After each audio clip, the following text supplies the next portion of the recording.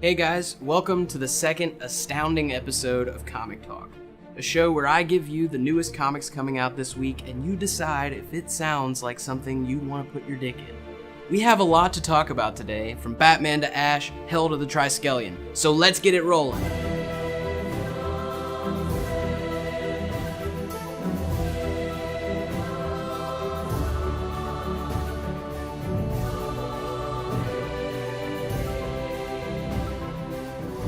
Up first today, we have Black Market number 1, written by Frank J. Barbary. Let me say, this short-run series will be something to check out. The art is great thanks to Victor Santos, but it's the story that makes this book the most desirable. This book asks the question, would you kill a superhero to save the life of a loved one? Well, Ray Willis, our focus, has to deal with that moral question throughout this book. The story follows Ray as he works alongside his criminal brother Denny in an attempt to find a cure for all the world's diseases through superheroes.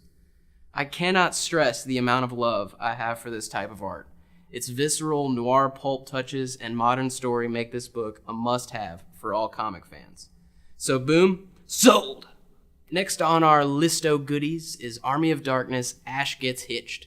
Written by Steve Niles and with art by Nacho Tenorio, this is a one-shot comic in which we finally see Ash and Sheila reunited. Ash vows to never be separated again, but evil has a different plan. The original lead on Army of Darkness steps back in to add another great story to that which is the epic Army of Darkness. I am truly looking forward to this book as I am a massive Ash fan, so these stories are always amazing and have a true sense of hilarity and horror perfectly mixed together. The art is great, as always, and we have been graciously given a few variants that we can scoop up at our local comic shop. So, Dynamite, sold. Up next, XFiles 0 Year, written by Carl Kessel. We find ourselves in the story that began the X-Files in the first place. When a blue-collar worker from New Jersey passes prophetic messages to the FBI from a mysterious Mr. Zero, Mulder is convinced it is the same otherworldly entity that led to the creation of the X-Files in the first place. If you enjoy the X-Files stories and are missing the adventures of Mulder and Scully, then look no further. These books pick up where the hit TV show ended to take you further up into the rabbit hole that is the X-Files.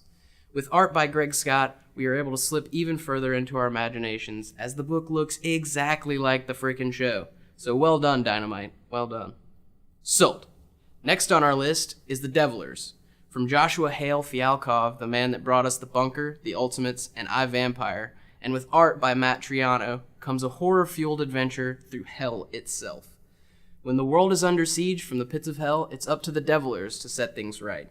7 of the world's greatest exorcists pit themselves against Satan's army, and all of creation hangs in the balance.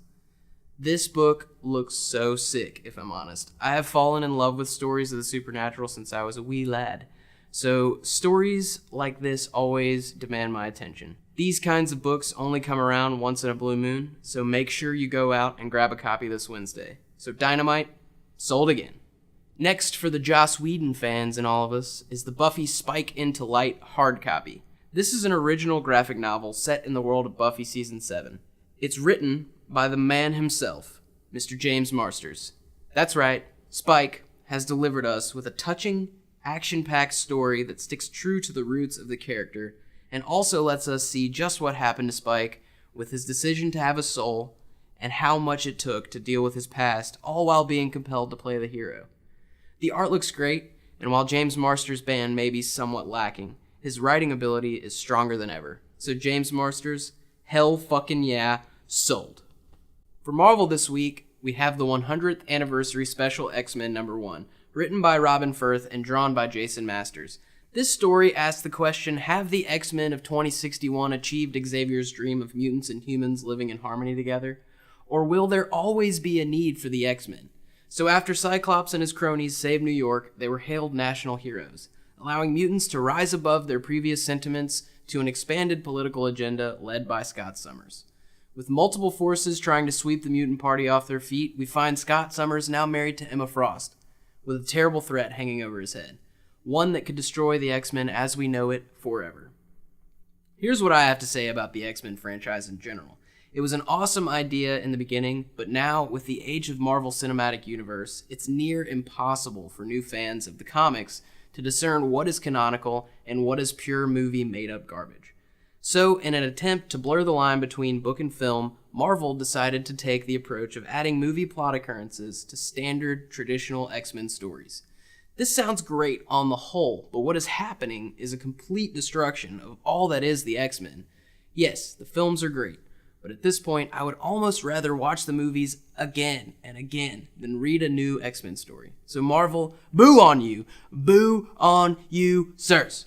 Up next, in the tradition of Injustice Gods Among Us, a new video game sensation makes its comics debut.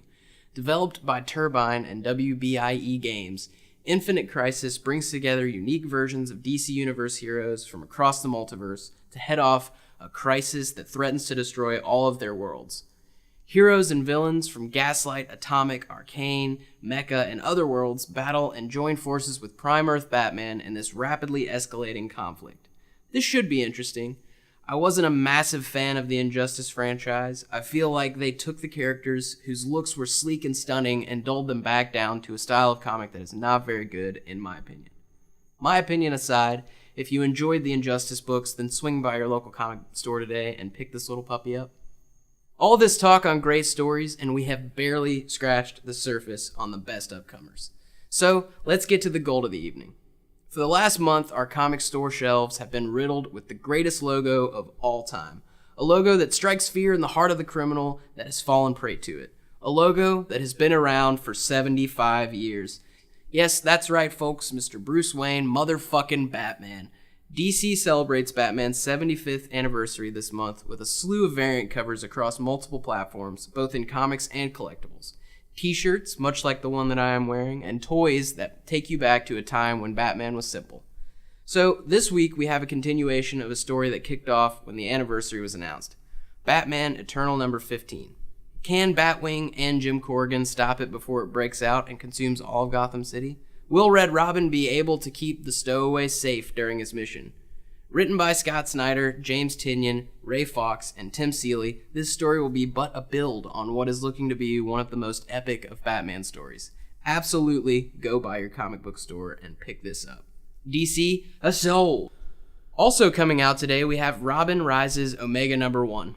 This is a story of lost family and lost love, but also the reveal of an all-new Robin. In this book, we will see Batman try and take back the bodies of his fallen love, Talia al Ghul, and his son Damian, after they were stolen by Ra's. With the promised reveal of a new Robin, we might not see him or her in the traditional Robin outfit.